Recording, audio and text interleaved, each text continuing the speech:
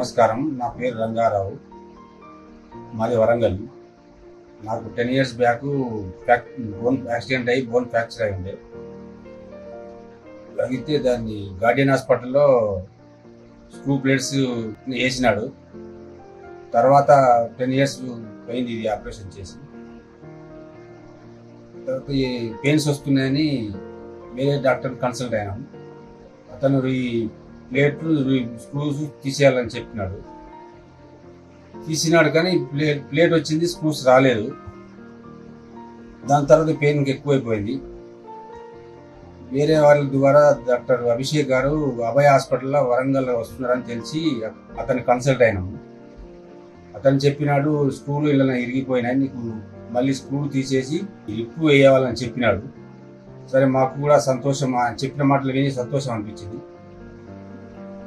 Srikar hospital Hyderabad, doctor Abhishek బర్లి గారు హైదరాబాద్ రమ్మని చెప్తే ఆయన మాటలు విని సంతోషం అనిపించి వచ్చినాము.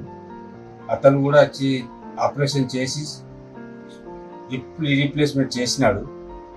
నా కాళ్ళు ఇంతకుముందు అప్ అండ్ డౌన్ ఉండే, ఇప్పుడు ఓకే అయినాయి, లెవెల్ అయినాయి. సార్ గారికి మనసు సంతృప్తిగా నమస్కారం చెప్తున్నాను.